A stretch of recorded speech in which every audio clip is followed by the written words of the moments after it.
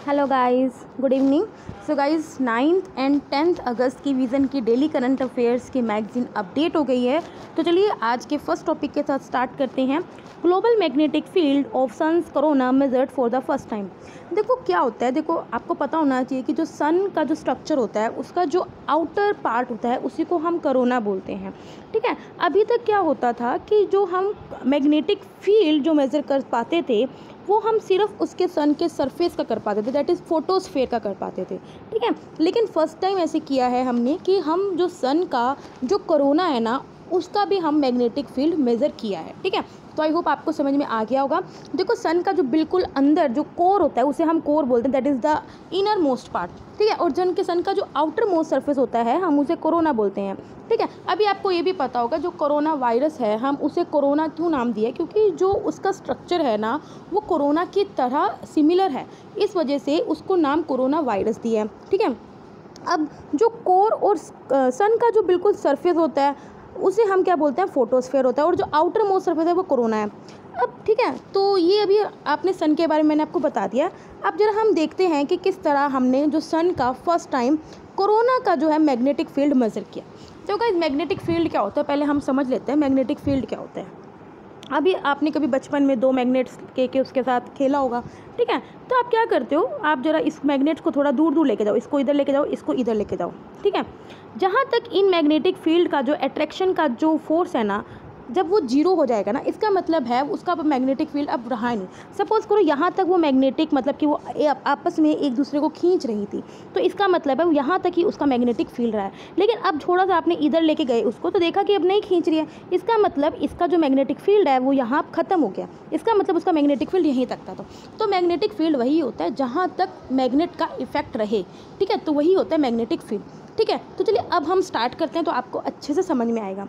Corona is the outermost layer of the sun's atmosphere consisting of the hot, diffuse and highly ionized plasma। ठीक है, ये मैंने आपको बता दिया है कि कोरोना क्या होता है, सन के आउटर मोस्ट लेयर होती है जिसमें हॉट, डिफ्यूज और हाईली आयनाइज्ड प्लाज्मा होता है।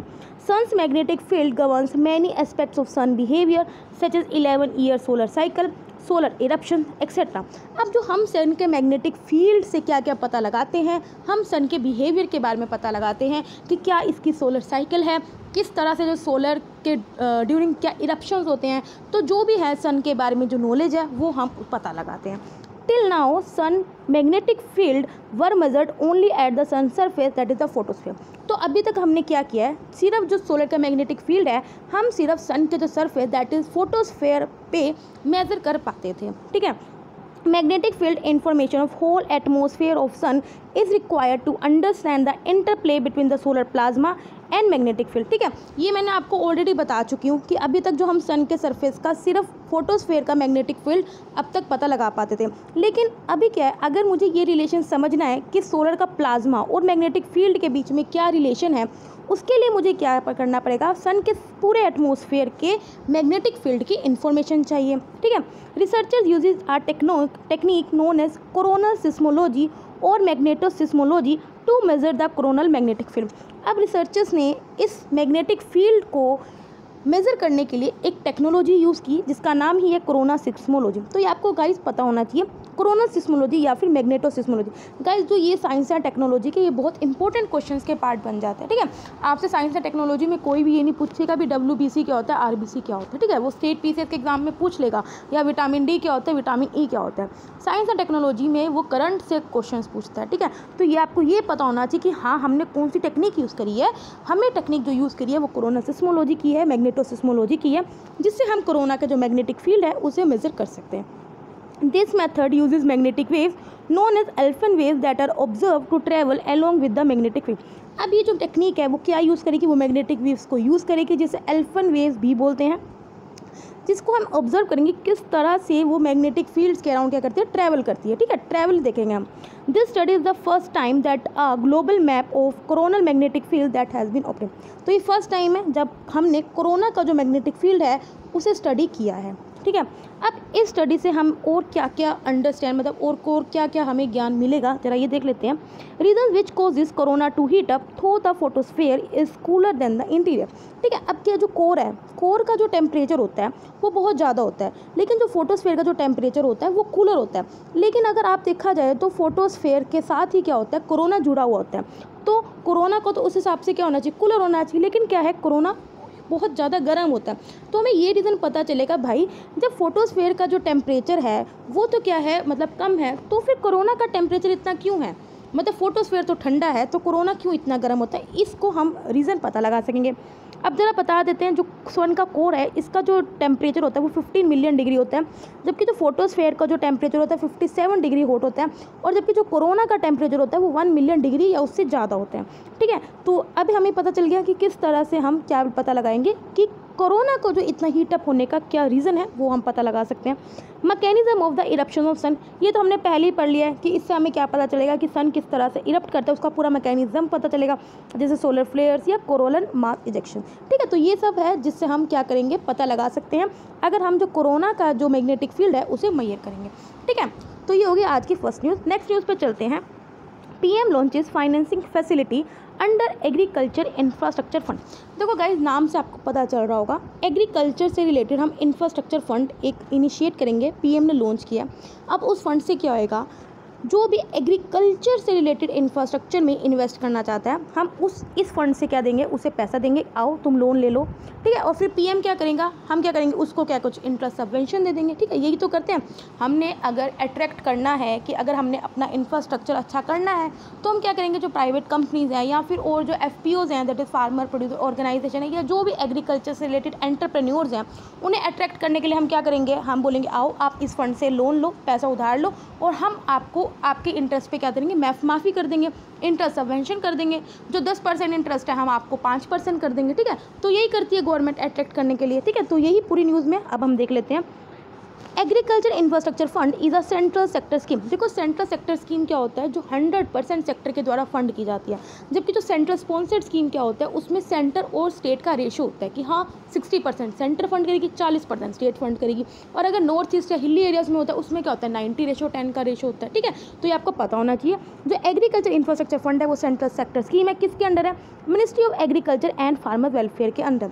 ये क्या प्रोवाइड करती है, मीडियम या लॉन्ग टर्म डेब्ट financing facility for post harvest management infrastructure and community farming assets through interest subvention at the credit guarantee. ठीक है, तो यही आपको पता चल गया। अगर आपको मीडियम टर्म के लिए, लॉन्ग टर्म के लिए अगर आपको लोन चाहिए, डेब्ट चाहिए, वही आपको प्रोवाइड करेगा, ताकि आप क्या कर सको, जो एग्रीकल्चर से related post harvest management infrastructure बना सको। मतलब फसल कटाई के बाद क्या, अगर आपको जैसे गेहूँ कटाई तो कर लिया आपने, अब क्या करना है, आपको उसको स्टोर भी करना है। ठीक है, तो उसकी स्टोरेज फैसिलिटी, उससे रिलेटेड जो भी प्रोसेसिंग का इंफ्रास्ट्रक्चर है, अगर कोई वेजिटेबल ऐसा है जिसको कोल्ड स्टोरेज चाहिए, तो उससे रिलेटेड क्या इंफ्रास्ट्रक्चर में आप इन्वेस्ट करो। ठीक है, यही है, जो भी इंफ्रास्ट्रक्चर बनाना है उसमें क्या है, उसके रिलेटेड अगर आपको पैसा चाहिए, लोन चाहिए, तो मीडियम या लॉन्ग टर्म डेब्ट फाइनेंसिंग फैसिलिटी ये फंड प्रोवाइड करेगा। ठीक है, इंटरेस्ट सबवेंशन मैंने आपको बता ही चुका है, इंटरेस्ट सबवेंशन कर देगा। अगर 5% इंटरेस्ट है तो वो बोल देगा नहीं आप 3% इंटरेस्ट में ले लो। ठीक है, और क्रेडिट की गारंटी देगा। ठीक है, कि आपको पक्का मिलेगा पैसा। These assets will enable farmers to get higher price of their crops. Of course, इससे क्या होएगा, जो फार्मर्स हैं उन्हें अपनी फसल का ज़्यादा अच्छा प्राइस मिलेगा, as they will be able to store, क्योंकि उनको अपनी फसल को स्टोर करने की सुविधा मिल जाएगी, and sell at higher price, और उसके बाद क्या है, वो उसको हायर प्राइस में बेच सकते हैं। अब कभी कभी क्या होता है, मार्केट में डिमांड नहीं होता। ठीक है, तो फार्मर को ना अपनी फसल ज़बरदस्ती बेचनी पड़ती है। उससे लगता है कि यार अगर मैं इसको स्टोर करके रखूँगा तो मेरी फसल ख़राब हो जाएगी, इससे बढ़िया मैं कम रेट में ही बेच दूँ। तो इससे क्या होएगा, अगर स्टोरेज की फैसिलिटी होगी तो क्या है, वो ज़बरदस्ती सेल नहीं करेगा फार्मर, और क्या है, जब डिमांड नहीं होगी उस वक्त वो सेल करेगा, जिससे फार्मर को प्रॉफिट भी होगा। ठीक है, वेस्टेज रिड्यूस होगी। आपको भी पता है कि हमारे इंडिया में कितनी ज़्यादा वेस्टेज है, वेस्टेज रिड्यूस हो जाएगी, and increase processing and the value addition, और हम ज़्यादा से ज़्यादा क्रॉप्स को फूड प्रोसेसिंग में भी यूज़ कर सकते हैं। ठीक है, अब जैसे लेज़ है, ये क्या चिप्स वगैरह, क्या ये फूड प्रोसेसिंग ही तो ये जैम, ये क्या है, फूड प्रोसेसिंग है कि आलू से आप क्या चिप्स बना रहे हो, जैम टोमेटो से या सॉस बना रहे हो, तो ये फूड प्रोसेसिंग में क्या कर सकते हैं, हम काम कर सकते हैं। अब under agriculture infrastructure ₹1 lakh crore will be provided by banks and the financial institution as loans with interest subvention of 3% per annum on loans up to ₹2 crore. अब क्या है, इसमें एग्रीकल्चर इंफ्रास्ट्रक्चर फंड के अंदर 1 लाख करोड़ बैंक्स या फिर फाइनेंशियल इंस्टीट्यूशंस प्रोवाइड करेंगे loan के रूप में, ठीक है। और जिनका लोन 2 करोड़ तक होगा उन्हें क्या इंटरेस्ट सबवेंशन मिलेगा 3% पर एनम का, ठीक है। अब इसमें कौन कौन इस फंड का बेनिफिट उठा सकते हैं ज़रा देख लेते हैं। फार्मर्स उठा सकते हैं, प्राइमरी एग्रीकल्चर क्रेडिट सोसाइटीज़ उठा सकती हैं, फार्मर प्रोड्यूसर ऑर्गेनाइजेशन, एग्रीकल्चर से रिलेटेड जो entrepreneurs, startups, central state agency और लोकल बोर्ड स्पॉन्सर्ड या PPP प्रोजेक्ट्स के अंडर जो भी बोर्ड स्पॉन्सर्ड है वो इन सब का फ़ायदा उठा सकती हैं। जो क्रेडिट गारंटी कवरेज है वो कौन प्रोवाइड कर रहा है, under the credit guarantee fund trustee for micro and small enterprises scheme for loan up to 2 crore, ठीक है। ड्यूरेशन ये हम 1 डिकेड के लिए ड्यूरेशन है, that is financial year 2020 to financial year 2029। Also PM ने रिलीज़ किया 6th instalment under the PM Kisan scheme to nearly 8.4 crore for farmer. ये आपको पता है पीएम किसान स्कीम क्या है, इसमें क्या है, इनकम सपोर्ट देती है गवर्नमेंट ऑफ इंडिया, जिसमें वो 6,000 रुपये एक साल में प्रोवाइड करती है 3 इक्वल इंस्टॉलमेंट्स में, मतलब कि 2-2 हज़ार रुपये की 3 इक्वल इंस्टॉलमेंट्स में क्या करती है 6,000 रुपये देती है। तो अभी क्या है, पीएम किसान ने ऑलरेडी 6th इंस्टॉलमेंट इसकी रिलीज़ करी है, जिसमें उसने 8.5 करोड़ लोगों को, 8.5 करोड़ फार्मर्स को क्या दिया, बेनिफिट दिया। अब गाइस कभी कभी ना ये पूछ लेते हैं जो पीएम किसान सभा के लिए बेनिफिशियरी कौन से हैं, मतलब small and marginal farmers, landless farmers, या को ऐसे ऑप्शन दे देंगे। तो आपको पता होना चाहिए इसमें ऑल, मतलब कि जिनके पास भी लैंड है, चाहे वो स्मॉल हो, चाहे मीडियम हो, चाहे वो लार्ज हो, सबको ये प्रोवाइड दी है पीएम किसान सभा, तो आपको पता होना चाहिए, ठीक है। हाउएवर पीएम किसान जो स्कीम है वो लैंडलेस फार्मर्स के लिए नहीं है, ठीक है, तो ये भी आपको पता होना चाहिए। आगे बढ़ते हैं। Ministry of defence big push to Atmanirbhar Bharat initiative. अभी आपको पता ही चल रहा होगा इस नाम से, मिनिस्ट्री ऑफ डिफेंस क्या चाह रहा है कि ज़्यादा से ज़्यादा क्या है, जो हमारा डिफेंस सेक्टर है वो आत्मनिर्भर बने, ठीक है। तो इसका मतलब यही है जो इक्विपमेंट्स है या वेपन्स है वो हम डोमेस्टिकली मैन्युफैक्चर करें, ठीक है, इंपोर्ट पे डिपेंडेंट ना हो। तो यही न्यूज़ में है, पढ़ते हैं। Ministry of defence has announced a list of 101 items including weapons, platforms and equipment for which there would be an embargo. Embargo का मतलब होता है ban on import. It will be progressively implemented between 2020 to 2024। अभी क्या है, ministry of defence ने 101 items की list बनाई है, जिसमें वेपन्स भी हैं, कुछ इक्विपमेंट्स भी हैं, जिसके इंपोर्ट पे क्या कर दिया, बिल्कुल बैन लगा दिया है। एम्बार्गो मतलब क्या है, बैन लगा दिया है। और हम क्या करेंगे, जो इस स्कीम को इम्प्लीमेंट करेंगे इन 4 साल के बीच में, 2020 से लेकर 2024 के बीच में। एम क्या है, एम का यही है कि हम अप्राइज कर सकें, मतलब इन्फॉर्म कर सकें इंडियन डिफेंस मिनिस्ट्री को about the anticipated requirement of armed forces, कि क्या एक्सपेक्टेड रिक्वायरमेंट है आर्म्ड फोर्सेज की, so as to prepare them for realising the goal of indigenisation. ताकि इंडिजनाइजेशन आप समझ गए होंगे कि हम ज़्यादा से ज़्यादा क्या है डोमेस्टिक मैन्युफैक्चर करें, अपनी इंडिजीनियस कंट्री में मैन्युफैक्चर करें, यही हमारा गोल है। अभी आपको ये पता होना चाहिए जो इंडिया है ना वो डिफेंस इंपोर्ट में वर्ल्ड की टॉप 3 कंट्रीज़ में एक आता है, ठीक है। India has for years among the world's top 3 importers of the defence equipment. तो आप देख सकते हो हम डिफेंस इक्विपमेंट्स के लिए कितना ज़्यादा इंपोर्ट्स पर डिपेंडेंट है, कि हमारा रैंक भी क्या है टॉप 3 कंट्रीज़ में है। अब जरा हम देख लेते हैं डोमेस्टिक इंडस्ट्री का हमें क्या बेनिफिट्स होगा। Expected to get contracts worth ₹4 lakh crore in next 5 to 7 years. अगर हम डोमेस्टिक मैन्युफैक्चरिंग स्टार्ट करते हैं, इंडस्ट्री स्टार्ट करते हैं, तो हम 4 लाख करोड़ के कॉन्ट्रैक्ट्स देंगे, ठीक है, हमें मतलब कि मिलेंगे। क्योंकि अगर हम क्या कर रहे हैं, हम चाहते हैं ज़्यादा से ज़्यादा क्या है इंडिया में बने, तो फॉरेन इन्वेस्टमेंट भी अट्रैक्ट होंगी, तो हमें क्या कॉन्ट्रैक्ट्स मिलेंगे गवर्नमेंट ऑफ इंडिया को, ठीक है। तो इससे हमें 4 लाख करोड़ तक के बेनिफिट्स मिलेंगे। Expected to improve design and development capability, हमारा डिज़ाइन और डेवलपमेंट कैपेबिलिटी ये भी इम्प्रूव होएगी। Hand holding and a commit from armed forces on procurement will set up overall defence manufacturing capacity. तो ओवरऑल क्या है, हमारा जो डिफेंस जो मैन्युफैक्चरिंग कैपेसिटी है वो इंक्रीज होगी। अब क्या है, recent steps to boost domestic defence production. अभी ऐसे क्या स्टेप्स लिए गए हैं जिससे जो हमारी डोमेस्टिक की डिफेंस प्रोडक्शन है वो इंक्रीज़ हो, मतलब ज़्यादा से ज़्यादा हम डिफेंस इक्विपमेंट को डोमेस्टिकली मैन्युफैक्चर करें।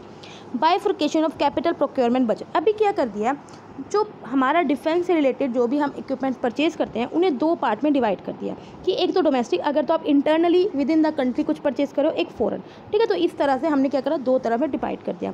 Bifurcation of capital procurement budget for 2021 between domestic and foreign capital procurement routes, ठीक है। इससे हमें इतना पता चलेगा कि हम डोमेस्टिक कितना डिपेंडेंट है, और मतलब हमें पता चल जाएगा ना कि हम फॉरेन से कितना इंपोर्ट करें या फिर डोमेस्टिकली हम कितना मैन्युफैक्चर करें, इसलिए बाइफरकेट कर दिया। ड्राफ्ट डिफेंस एक्विजिशन प्रोसीजर 2020, ये 2020 में ड्राफ्ट डिफेंस एक्विजिशन प्रोसीजर एक लेके आए थे। इसमें क्या आएगा, hiked indigenous content ratio in procurement and propose a ban on specific kind of weapon and product. देखो इंडिजीनियस कंटेंट का मतलब क्या होता है, हाइक करना, मतलब कि जो मेनली जैसे जो हमारी इंडिया की जो गवर्नमेंट कंपनीज है, जैसे DRD होगी, ठीक है, ये जो मेनली हमारे इक्विपमेंट्स बनाती है, ठीक है, इसको क्या बोल दिया कि हाँ अगर आप अभी उनकी 50% रेशो कर रखा है तो उनको 70% कर दिया, मतलब क्या हाइक कर दिया। इसका मतलब ये है कि आपको पहले क्या था कि आपको अपने आप बनाना ही बनाना है, अब क्या बोलते हैं 70%, मतलब कि अब आपको 70 यूनिट्स क्या है बनाना ही बनाना है, ठीक है। तो ये है कि अब क्या करा है, ड्राफ्ट डिफेंस एक्विजिशन प्रोसीजर ला के हमने जो इंडिजीनियस कंटेंट रेशो है उसको बढ़ा दिया है, ताकि हम क्या कर सकें, ज़्यादा से ज़्यादा डोमेस्टिकली मैन्युफैक्चर कर सकें, और कुछ जो वेपन्स हैं या फिर कुछ इक्विपमेंट्स हैं उन पे बैन भी लगाए कि आपको इंपोर्ट नहीं कराना। Draft defence production and export promotion policy, ये तो शायद हमने 2 दिन पहले ही पढ़ी थी। इसमें क्या है कि यही है कि हम जो डिफेंस को डोमेस्टिकली मैन्युफैक्चर कर सके, इनकी कैपेबिलिटीज़ को बढ़ाएंगे, ताकि जो हमारी कंट्री है वो सेल्फ रिलायंस बन सके और हम ज़्यादा से ज़्यादा एक्सपोर्ट भी कर सकें, ठीक है। तो ये कुछ स्टेप्स हैं, जो ये स्कीम्स हैं जो गवर्नमेंट ने उठाई हुई है, ताकि हम डोमेस्टिकली डिफेंस को ज़्यादा से ज़्यादा इक्विपमेंट्स को प्रोड्यूस करें, ठीक है। तो अगली न्यूज़ पर चलते हैं। Ministry of agriculture and farmers welfare takes various initiatives for agriculture mechanisation. देखो नाम से ही बात चल रहा है कि एग्रीकल्चर को मैकेनाइजेशन करना है, मतलब कि मशीन को थोड़ा हमने क्या करना है, लेके आना है एग्रीकल्चर में। तो ये मिनिस्ट्री ऑफ एग्रीकल्चर और फार्मर वेलफेयर ने कुछ इनिशिएटिव्स लिए हैं ताकि हम एग्रीकल्चर को मैकेनाइजेशन कर रखें, ठीक है, ठीक है। अब एग्रीकल्चर मैकेनाइजेशन क्या होता है, ये एक तरह से एग्रीकल्चर सेक्टर को सस्टेनेबली डेवलप कर सकें, उसका एक one of the key driver है, ठीक है। Agriculture mechanisation is one of the key drivers for sustainable development of agriculture sector. इससे क्या होएगा, हम अपनी लैंड प्रोडक्टिविटी को इंक्रीज़ कर सकते हैं by facilitating timeless and quality of cultivation. अब देखो एक बात बताओ ना, अब आप एक तो आप मैनुअल कर रहे हो, हाथ से कर रहे हो, एक मशीन से कर रहे हो, तो टाइमली मैनर में आप किससे कर सकते हो, मशीन से ना। तो इससे आपकी जो टाइम मैनर है तो वो आपकी लैंड की प्रोडक्टिविटी इंक्रीज़ होएगी और कल्टीवेशन की क्वालिटी भी इंप्रूव होती है। मशीन से क्या है, फसल को आप अच्छे से बो सकते हो, ठीक है, वो उतना हाथ से आप नहीं कर सकते, मैनुअली नहीं कर सकते। तो यही है कि आपकी क्या है, जो लैंड प्रोडक्टिविटी इंक्रीज़ होएगी बाय फैसिलिटी, क्योंकि सारा काम टाइमली मैनर में होएगा, और जो कल्टीवेशन की क्वालिटी है वो भी अच्छी होएगी। Reducing the cost of operation by ensuring better management of costly input. अभी क्या है, हम जो ऑपरेटिंग जो कॉस्ट है उसे कम कर सकते हैं, ठीक है, क्यों, हम कॉस्टली जो इनपुट्स हैं उसको बेटर मैनेज कर सकते हैं। अब किस तरह, जैसे आपको पता है सोयल हेल्थ कार्ड स्कीम लेके आ रहे हैं, इतने स्कीम्स लेके आ रहे हैं, वो क्या कर रही हैं कि हम ज़्यादा से ज़्यादा क्या है अपनी सोयल की हेल्थ के अकॉर्डिंग उस पर मतलब इनपुट दें। अभी क्या है, हम क्या है अंधाधुंध क्या फर्टिलाइज़र देते रहते हैं, ये नहीं पता कि सोइल को कितनी ज़रूरत है, ठीक है। तो यही है कि इससे क्या होगा, हमें बेटर मैनेजमेंट कर सकें कॉस्टली इनपुट्स का। Reducing drudgery associated with the various farm operation and address issue of the labour shortage. देखो ड्रजरी क्या होता है, हार्ड वर्क करना, मतलब कि मैनुअल, हम क्या है, हम चाह रहे हैं कि जो मैनुअल लेबर है उनको रिड्यूस करा जाए, ठीक है, क्योंकि ये क्या है कहीं ना कहीं जो हमारी लेबर शॉर्टेज है, जैसे अभी आपने देखा कोरोना की वजह से कितने लेबर है माइग्रेट हुआ, तो कभी ना कहीं कितनी कमी आई है हमारे एग्रीकल्चर में, ठीक है। तो इसी वजह से हमें क्या करना है, जो हम लेबर पे जो डिपेंडेंस है उस पर कम होएंगे, क्योंकि हम मशीन का ज़्यादा से ज़्यादा यूज़ करेंगे, ठीक है। तो यही बात है। अब जरा हम देख लेते हैं, जो इंडिया में जो फार्म को मतलब कि मशीन को जितना यूज़ करता है एग्रीकल्चर में, वो सिर्फ 40 to 45% है, जबकि USA में 95% है, ब्राज़ील में 75% है और चाइना में 57% है। कुछ स्टेट्स हैं जहाँ पे अच्छी है, जैसे पंजाब, यूपी, हरियाणा, यहाँ पे हाई मैकेनाइजेशन है, वाइल जो नॉर्थ ईस्टर्न स्टेट्स है वहाँ पे तो निगलिजिबल मैकेनाइजेशन है, ठीक है। अब देखो जब भी तो नॉर्थ ईस्ट स्टेट्स हैं जहाँ ज़्यादा शिफ्टिंग कल्टीवेशन पे डिपेंड है, ठीक है, वो क्या करते हैं यार, उन्हें लगता है कि यार इतना कौन साफ़ सफाई हो रहा है, क्या किस सीधा क्या करते हैं जला देते हैं, इससे क्या है हमारा डिफोरेस्टेशन हो रहा है, ठीक है। तो इसलिए क्योंकि नॉर्थ स्टेट में क्या मैकेनाइजेशन नहीं है, ठीक है। रीज़न अब लोअर मैकेनाइजेशन क्यों है, क्योंकि एक तो है कि ऑपरेटिंग कॉस्ट थोड़ी ज़्यादा पड़ती है due to the small holding, ठीक है। पावर का असेस नहीं रहता, देखो मशीन को यूज़ करने के लिए आपको इलेक्ट्रिसिटी चाहिए, पावर ही नहीं रहेगी, ठीक है। कॉस्ट पे थोड़ा ज़्यादा पड़ता है। Uninsured markets and low awareness, लोगों को अवेयरनेस भी नहीं है। आगे अब क्या क्या स्टेप्स लिए गए हैं गवर्नमेंट के द्वारा कि हम फार्म मैकेनाइजेशन को इंक्रीज़ कर सकें। सब मिशन ऑन एग्रीकल्चर मैकेनाइजेशन, ताकि हम ज़्यादा से ज़्यादा लोगों तक, स्मॉल और मार्जिनल फार्मर्स तक ज़्यादा से ज़्यादा फार्म मैकेनाइजेशन रीच कर सकें। हमने सेटअप किया कस्टम हायरिंग सेंटर। क्या किया, कस्टम हायरिंग सेंटर। हमने अवेयरनेस क्रिएट करी है थ्रू डेमोन्स्ट्रेशन, मतलब कि क्या है आप क्या करो जाके मतलब प्रेजेंटेशन दो या फिर लोगों में अवेयरनेस फैलाओ या कैपेसिटी बिल्डिंग एक्टिविटीज़, ठीक है। इस तरह से हमने क्या करी, अवेयरनेस क्रिएट करी है। फार्म्स ऐप, देखो ये फार्म मशीनी सोल्यूशन ऐप है। इसमें क्या है, देखो मल्टीलिंगुअल मोबाइल ऐप है, जिसको अपनी लैंग्वेज है उस हिसाब से ये ऐप काम करेगी। इससे क्या है, हम फार्मर्स को कनेक्ट कर सकते हैं किसके द्वारा, कस्टम हायरिंग सेंटर के साथ हमें कनेक्ट कर सकते हैं, ठीक है, जो भी उस लोकेलिटी में सिचुएटेड है। दूसरा क्या किया है हमने, crop residue management scheme. Crop residue management scheme में क्या किया है, हम क्या फार्मर्स में क्या मशीनरी को डिस्ट्रीब्यूट करेंगे and cooperative societies for effective institute management of paddy stock. अभी आपको पता है स्टबल बर्निंग कितना बड़ा इशू है, ताकि इसको एड्रेस कर सके हमने क्या किया है, ये मशीनरी को डिस्ट्रीब्यूट किया अमंग द फार्मर, ठीक है। तो ये कुछ मेथड्स हैं जो मिनिस्ट्री ऑफ हमारा एग्रीकल्चर और फार्मर्स वेलफेयर लेके आई है, ताकि हम एग्रीकल्चर में जो मैकेनाइजेशन है उसे इम्प्रूव कर सकें। आगे बढ़ते हैं। India Pakistan spar over Indus water tax अब अमंग पांडम। देखो स्पार क्या मतलब है, आर्ग्यू करना, ठीक है।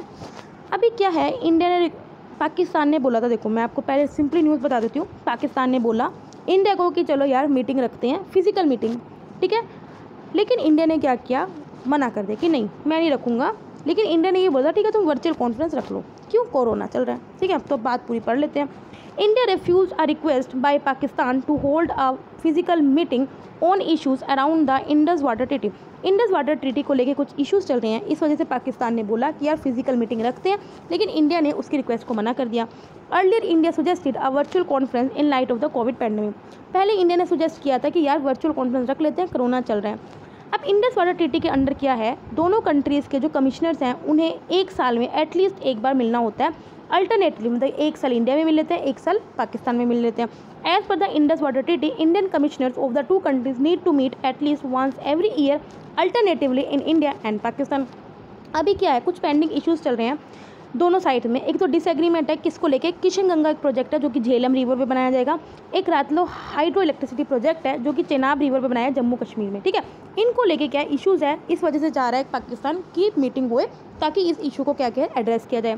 फिर पाकिस्तान ने क्या किया, वर्ल्ड बैंक को भी रिक्वेस्ट किया कि आप एक काम करो, एक कोर्ट ऑफ आर्बिट्रेशन को अपॉइंट करो, ताकि ये जो हमारा डिस्प्यूट चल रहा है ना दो हाइड्रो इलेक्ट्रिक पावर प्रोजेक्ट्स पे, that is the Kishan Ganga और रतल हाइड्रो इलेक्ट्रिक प्रोजेक्ट्स को, इनको हम रिजोल्व कर सकें, ठीक है। लेकिन वर्ल्ड बैंक ने बोल दिया कि अरे यार सॉरी मैं नहीं कर पाऊँगा। क्यों, क्योंकि यार ये जो आपकी जो इंडस वाटर ट्रीटी में ना ऐसा कोई प्रोविज़न नहीं है, ठीक है, कि मैं आपके लिए कोई इस तरह से कोर्ट ऑफ आर्बिट्रेशन अपॉइंट कर सकूँ, ठीक है। तो अब आपको समझ में आ गया होगा। Earlier, Pakistan had made a request to World Bank for the appointment of a court of arbitration, while India had sought a neutral expert to resolve the dispute on two hydroelectric projects. On this, World Bank has expressed its inability to take an independent decision, saying Indus Water Treaty has such no provision. ठीक है, अब ये आपको पता ही होगा जो Indus water treaty थी वो इंडिया और पाकिस्तान में 1960 में साइन हुई थी। इसके अंडर क्या था, जो 3 ईस्टर्न रिवर्स थी मेनली रावी, ब्यास, सतलुज, वो एक्सक्लूसिवली इंडिया को दे दी गई, एलोकेट कर दी गई। और जबकि जो वेस्टर्न रिवर्स थी मेनली इंडस, चिनाब, झेलम, वो पाकिस्तान को दे दी गई। लेकिन इंडिया को कुछ राइट दे दिया गया, क्योंकि पता है इंडस, चिनाब, झेलम है वो तीनों बड़ी रिवर्स हैं, रावी, ब्यास, सतलुज है वो छोटी रिवर्स हैं। लेकिन इंडिया को इनमें से कुछ राइट दे दिया गया कि हाँ आप इसके पानी को एग्रीकल्चर में यूज़ कर सकते हो, नेविगेशन में यूज़ कर सकते हो, डोमेस्टिक यूज़ में भी यूज़ कर सकते हो, और इवन कि उनको ये भी डेवलप राइट दे दिया कि हाँ अगर आपको हाइड्रो इलेक्ट्रिक पावर प्रोजेक्ट्स भी डेवलप करें तो आप कर सकते हो, ठीक है। तो यही था इंडस वाटर ट्रीटी को लेके कुछ उसकी बैकग्राउंड, और क्या अभी न्यूज़ में था वो भी हमने डिस्कस कर लिया। चलिए अब हम चलते हैं अपनी छोटी न्यूज़ पे। Girish Chandra Murmu takes charge as a CAG of India. अभी देखो नए कैग कौन बने, ये आपको पता होना चाहिए, गिरीश चंद्र मुर्मू, ठीक है। ये हमारे कंट्रोलर एंड ऑडिटर जनरल बने हैं नहीं। अभी आपको पता होगा जो कंट्रोलर एंड ऑडिटर जनरल हैं ये हमारे कॉन्स्टिट्यूशनल बॉडी है अंडर आर्टिकल 148, ठीक है। Controller and the auditor general of India is establish under article 140, quite important, very important. अभी ये कोई पता होगा जो कैग है वो यूनियन और स्टेट गवर्नमेंट्स की सबकी जो खाते रसीदें हैं वो सबको चेक करता है, इंक्लूडिंग उन बॉडीज़ की भी जो गवर्नमेंट से फाइनेंस लेती हैं, ठीक है, including those of bodies and authorities finance by the government, ठीक है। अब क्या कॉन्स्टिट्यूशन क्या करता है कि कैग की एक इंडिपेंडेंट नेचर है, अनबायस्ड नेचर है, इसलिए उसको क्या देता है, कुछ राइट देता है। उसको अपॉइंट कौन करता है, प्रेसिडेंट ऑफ इंडिया अपॉइंट करते हैं। उनको रिमूवल करने का स्पेशल प्रोसीजर है, जैसे हम सुप्रीम कोर्ट के जज को रिमूव करते हैं। अभी आपको पता होगा हम सुप्रीम कोर्ट के जज को 2 रीजंस पे रिमूव कर सकते हैं, मिसबिहेवियर या इनकैपेसिटी, ठीक है। उसी तरह हम कैग को भी सिर्फ 2 रीजंस पे ही रिमूव करते हैं।